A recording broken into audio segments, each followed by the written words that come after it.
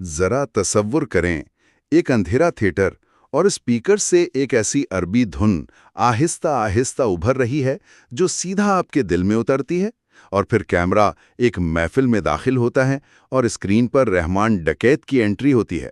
میں نے خود تھیٹر میں دیکھا، اس ایک لمحے پر جو شور مچا، جو سیٹیاں اور تالیاں بجی، ایسا لگا جیسے فلم کا کلائمیکس آ گیا ہو۔ لوگ اپنی نشستوں سے کھڑے ہو گئے اور اسکرین پر صرف ایک ہی شخص چھایا ہوا تھا، اکشے کھنہ۔ جی، اور یہی وہ لمحہ ہے جس پر آج ہم بات کرنے والے ہیں۔ فلم دھرندھر کا یہ ایک سین، رحمان ڈکیت کی انٹری، جو اب صرف ایک سین نہیں رہا، یہ ایک ایونٹ بن گیا ہے۔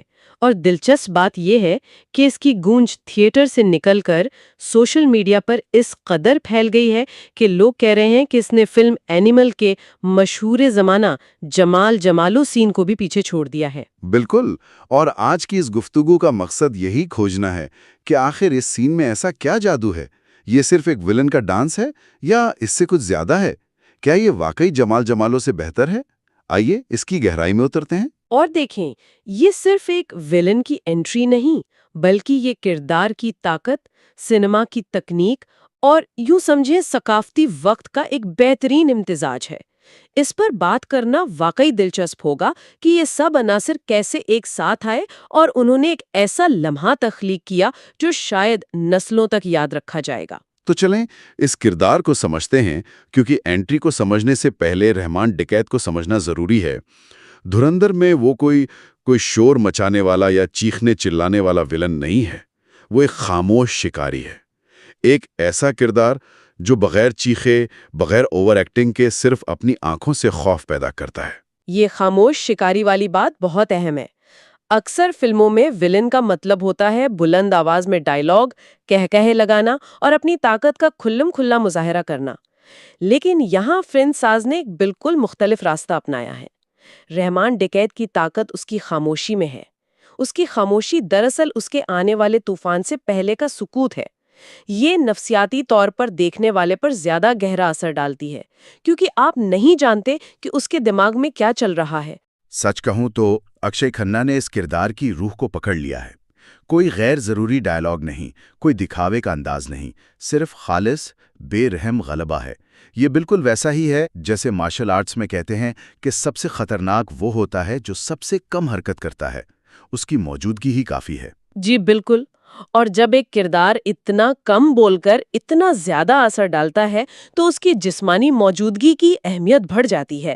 فلم ساز نے بڑی چالاکی سے اس کی انٹری کے لیے ایک ایسا سٹیج تیار کیا جہاں اس کی خاموشی ہی سب سے بلند آواز بن جاتی ہے۔ اور پھر وہ سین آتا ہے جس کے لیے ہم سب یہاں ہیں۔ فلم کا منظر بلوچستان کے ایک علاقے میں منتقل ہوتا ہے۔ وہاں مقامی لوگ جمع ہیں، ماحول میں گرم روشنیاں ہیں، ہر طرف ایک ریت جیسا رنگ پھیلا ہوا ہے۔ کیمرہ پہلے آپ کو ماحول دکھاتا ہے اور پھر پس منظر میں وہ عربی بلوچی فیوژن موسیقی شروع ہوتی ہے۔ وہ دھن بذات خود ایک کردار ہے۔ اس میوزک پر تھوڑی بات کرنا ضروری ہے۔ یہ صرف ایک عربی دھن نہیں ہے، اس میں بلوچی سازوں کا، شاید دمبورک کا ایک ہلکا سا ٹچ ہے جو اسے ایک مخصوص علاقائی شناخت دیتا ہے، لیکن اس کی بیٹ اور لے بین الاقوامی ہے۔ یہ فیوژن ہی اسے اتنا منفرد بناتا ہے۔ یہ آپ کو ایک ہی وقت میں زمین سے جڑا ہوا اور پراسرار محسوس کراتی ہے۔ بالکل، تو موسیقی شروع ہوتی ہے، لوگ رقص کر رہے ہوتے ہیں اور کیمرہ آہستہ آہستہ جیسے خود کسی چیز کی تلاش میں ہو اس ہجوم سے گزرتا ہے، اور پھر بھیڑ کے بیچ سے ایک شخصیت نمایاں ہوتی ہے۔ سفید کرتا، گلے میں اسکارف اور ایسی آنکھیں جن میں ایک عجیب سی تیزی اور ٹھہراؤ ایک ساتھ ہے۔ ہاں، تیزی اور ٹھہراؤ ایک ساتھ ہے۔ اس سین کی کوریوگرافی بھی کمال کی ہے۔ کیمرہ کسی کو تلاش نہیں کر رہا، بلکہ وہ قدرتی طور پر اس کردار کی طرف کھنچا چلا جا رہا ہے۔ وہ باڈی لینگویج جو یہ کہتی ہے، یہ محفل میری ہے۔ رحمان ڈکیت رقص کرنے والوں کے بیچ چل رہا ہے، وہی موسیقی، وہی ردھم، لیکن وہ رقص نہیں کر رہا، وہ اس محفل پر حکمرانی کر رہا ہے۔ اس کی چال میں کوئی جلدی نہیں ہے۔ اور جس لمحے وہ موسیقی کی تھاپ پر ایک قدم رکھتا ہے، صرف ایک قدم، پورا تھیٹر گونج اٹھتا ہے۔ سچ بتاؤں تو رپورٹس یہی ہیں کہ لوگ لفظی طور پر اپنی سیٹوں سے کھڑے ہو گئے تھے۔ یہ وہ لمحہ ہے جہاں سنیما جادو بن جاتا ہے۔ وہ رقص نہیں، وہ ایک اعلان ہے، طاقت کا، کنٹرول کا اور اس بات کا کہ اس علاقے کا بادشاہ آ چکا ہے۔ یہاں دلچسپ بات یہ ہے کہ یہ ڈانس نہیں بلکہ طاقت کا اظہار ہے۔ اکشے کھنہ کوئی تربیت یافتہ ڈانسر کی طرح پیچیدہ حرکتیں نہیں کر رہا، وہ کم سے کم حرکات سے زیادہ اثر پیدا کر رہا ہے۔ ایک بھوے کا اشارہ، کندھے کی ایک چنبش، ایک دھیما سا موڑ، اور دیکھنے والا سمجھ جاتا ہے کہ یہ ہیرو نہیں، یہ باس ہے۔ اس میں کوئی مکالمہ نہیں، صرف خالص ویژول سٹوری ٹیلنگ ہے۔ اس سین کی خاموش طاقت کو دیکھ کر مجھے بے اختیار ایک اور ویلن کی انٹری یاد آ گئی جو اس کے بالکل برعکس تھی۔ میرا اشارہ ظاہر ہے فلم اینیمل میں بابی دیول کے جمالو سین کی طرف ہے۔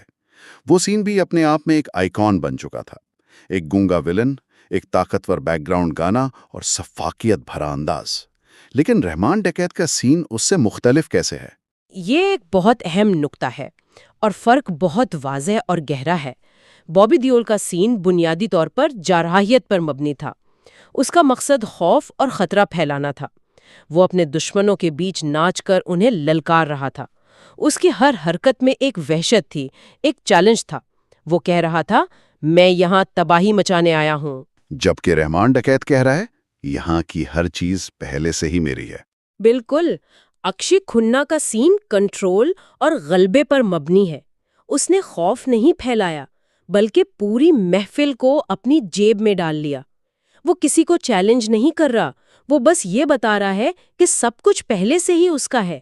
اس کی انٹری میں کوئی بے چینی نہیں، کوئی غیر متوقع پن نہیں کہ اب کچھ برا ہونے والا ہے، بلکہ ایک ٹھہراؤ ہے، ایک اعتماد ہے کہ جو ہونا ہے وہ اسی کی مرضی سے ہوگا۔ یعنی اینیمل میں انٹری خطرے کی گھنٹی تھی، جبکہ دھرندر میں انٹری بادشاہ کی آمد کا اعلان ہے۔ صرف اعلان نہیں بلکہ ایک طرح سے تاج پوشی ہے۔ خطرے کی گھنٹی تو تب بجتی ہے جب خطرہ آنے والا ہو، یہاں تو وہ پہلے سے ہی مالک ہے۔ اسی لیے لوگ کہہ رہے ہیں کہ جمالو بھی اس کے آگے دھیما لگتا ہے۔ ایک کردار افراتفری پھیلاتا ہے، دوسرا کردار افراتفری کو کنٹرول کرتا ہے۔ یہی بنیادی فرق ہے جو اس سین کو ایک الگ اور شاید زیادہ پختہ سطح پر لے جاتا ہے۔ اور شاید یہی وجہ ہے کہ یہ سین آج کے دور میں اتنا زیادہ پسند کیا جا رہا ہے۔ شاید لوگ بلند آواز اور کھلی جارحیت سے تھک چکے ہیں، اور اب انہیں خاموش، پر اعتماد طاقت زیادہ متاثر کرتی ہے۔ آپ نے ایک بہت دلچسپ نفسیاتی پہلو کی طرف اشارہ کیا ہے۔ ہو سکتا ہے کہ آج کی بے ہنگم اور شور سے بھری دنیا میں ناظرین ایک ایسے کردار کی طرف زیادہ متوجہ ہوں جو شور مچائے بغیر اپنا اثر قائم کرے۔ یہ ایک طرح کی بالغ طاقت کی عکاسی ہے، نہ کہ نوجوانوں والی باغیانہ توانائی کی۔ اور اس کردار کی کامیابی کا سہرا اکشے کھنہ کو نہ دینا ناانصافی ہوگی۔ یہ اداکار خاموشی سے اپنی دوسری اننگز کا بادشاہ بن چکا ہے۔ ایک وقت تھا جب وہ دل چاہتا ہے کہ سدھارتھ یا تال کے مانو مہتا جیسے نرم اور رومانوی کرداروں کے لیے جانے جاتے تھے، اور وہ کردار بھی انہوں نے کمال کے نبھائے تھے۔ لیکن اب جو تبدیلی آئی ہے وہ غیر معمولی ہے۔ درشم، اتفاق اور اب دھرندھر جیسی فلموں کے ساتھ وہ یہ ثابت کر رہے ہیں کہ ان کی اداکاری کی رینج کتنی وسیع ہے۔ وہ گہرے، منفی اور پیچیدہ کرداروں میں خود کو منوا رہی ہیں۔ رحمان ڈکیت کا کردار اسی ارتقاء کا عروج ہے۔ اس نے یہ دکھایا ہے کہ ایک اداکار اپنی عمر اور تجربے کے ساتھ کس طرح اپنے فن کو مزید نکھار سکتا ہے۔ یہ کردار ایک ایسے اداکار کی نشانی ہے جو اپنے کمفرٹ زون سے باہر نکل کر چیلنجز قبول کر رہا ہے۔ بالکل، اس کردار کے بعد کوئی بھی ہدایت کار اگر ایک ایسے ویلن کی تلاش میں ہوگا جس میں صرف خوف نہیں بلکہ ایک ناقابل فراموش اورا بھی ہو، تو اکشے کھنہ کا نام ان کے ذہن میں ضرور آئے گا۔ یہ کردار ان کے کیریئر کے لیے ایک سنگ میل ثابت ہو سکتا ہے جو انہیں ایک لیجنڈری اداکار کے طور پر قائم کرے گا۔ تو آخر یہ سب مل کر کیا بناتا ہے؟ اگر ہم اس سین کے وائرل ہونے کی وجوہات کو سمیٹنا چاہیں تو وہ کیا ہوں گی؟ میرے خیال میں موسیقی تو ظاہر ہے ایک بہت بڑا حصہ ہے۔ ہاں، وہ دھن تو جیسے کانوں میں بس جاتی ہے۔ اس کی بیٹ ایسی ہے جو بار بار سننے پر مجبور کرتی ہے، اور سوشل میڈیا کی مختصر ویڈیوز یعنی ریلز اور شارٹس کے لیے بہترین ہے۔ یہ اس کی پہلی اور سب سے واضح وجہ ہے۔ لیکن صرف میوزک اسے اتنا بڑا نہیں بنا سکتی تھی۔ دوسری وجہ یقیناً کردار کی وہ خاموش طاقت ہی ہوگی جس پر ہم اتنی دیر سے بات کر رہے ہیں۔ بالکل، دوسری وجہ کردار کی طاقت ہے۔ یہ صرف ایک انٹری نہیں بلکہ یہ کردار کے تعارف کا ایک مکمل سبق ہے کہ کس طرح بغیر ایک لفظ کہے ایک کردار کو اسکرین کا بادشاہ بنایا جا سکتا ہے۔ اور تیسری چیز جو اکثر لوگ نظر انداز کر دیتے ہیں وہ ہے وقت کا انتخاب۔ وقت کا انتخاب؟ اس سے آپ کی کیا مراد ہے؟ دیکھیں، فلم بین اینیمل کی وجہ سے اس طرح کے ایک طاقتور ویلن انٹری سین کے لیے پہلے سے ہی تیار تھے۔ ان کے ذہن میں ایک معیار قائم تھا اور دھرندر نے انہیں اسی طرز کا ایک بہتر اور زیادہ نفیس ورژن پیش کر دیا۔ یہ ایک پرفیکٹ سٹارم بن گیا جہاں صحیح وقت پر صحیح چیز سامنے آئی۔ اگر یہ سین اینیمل سے پہلے آتا تو شاید اس کا اثر اتنا بڑا نہ ہوتا، لیکن اینیمل نے زمین تیار کی اور دھرندر نے اس پر فصل کاشت کر لی۔ واہ، یہ تو بہت دلچسپ زاویہ ہے، اور عوام کا رد عمل اس بات کا ثبوت ہے۔ تھیٹر کے رپورٹس کے مطابق اس سین پر لوگوں کا رد عمل غیر معمولی تھا۔ پہلے قدم پر سیٹیاں، دوسری بیٹ پر تالیاں، اور آخری پوز پر لوگ کھڑے ہو گئے۔ یہ وہی لمحہ ہے جسے لوگ پیسے وصول سین کہتے ہیں، اور اب سب کی ایک ہی مانگ ہے کہ اس کا پورا ویڈیو گانا ریلیز کیا جائے۔ اور اگر یہ گانا باقاعدہ طور پر یوٹیوب پر آ گیا تو اس کے کروڑوں ویوز یقینی ہے۔ یہ صرف فلم کا ایک سین نہیں رہے گا بلکہ ایک ثقافتی رجحان بن جائے گا۔ لوگ اسے پارٹیوں میں، شادیوں میں اور اپنی سوشل میڈیا ویڈیوز میں استعمال کریں گے۔ اس کی عمر فلم کی تھیٹر ریلیز سے کہیں زیادہ لمبی ہوگی۔ تو آخر میں ہم یہ کہہ سکتے ہیں کہ دھرندھر مجموعی طور پر ایک بڑی تفریحی فلم ہے، لیکن اگر کوئی ایک چیز اسے تاریخ میں یادگار بنائے گی تو وہ رحمان ڈکیت کا کردار اور خاص طور پر اس کی یہ انٹری ہے۔ یہ صرف ایک ویلن کا ڈانس نہیں، بلکہ یہ سنیما کی تاریخ کا ایک یادگار لمحہ بن گیا ہے۔ آپ کی بات کو آگے بڑھاتے ہوئے میں کہوں گی کہ یہ سین اس بات کی بھی مثال ہے کہ اچھا سنیما کیسا ہوتا ہے۔ یہ صرف کہانی سنانا نہیں بلکہ ایک احساس، ایک تجربہ تخلیق کرنا ہے۔ رحمان ڈکیت کی انٹری ایک ایسا ہی تجربہ ہے۔ ایک طرح سے اینیمل نے آگ لگائی تھی، دھرندھر نے اس آگ کو عربی بیٹ پر نچا دیا۔ کیا خوب کہا! اور یہ واقعہ ایک اہم سوال بھی اٹھاتا ہے۔ کیا آج کے سوشل میڈیا کے دور میں کسی سنیما کے لمحے کی کامیابی کا اصل پیمانہ باکس آفس نہیں، بلکہ یہ ہے کہ اسے لاکھوں چھوٹی اسکرینوں پر کتنی بار دہرایا، ریمکس کیا اور نئے معنی پہنائے جاتے ہیں؟ رحمان ڈکیت کی یہ انٹری اس بات کا ثبوت ہے کہ ایک طاقتور لمحہ تھیٹر کی دیواروں کو توڑ کر ڈیجیٹل دنیا میں اپنی ایک الگ لافانی زندگی شروع کر سکتا ہے۔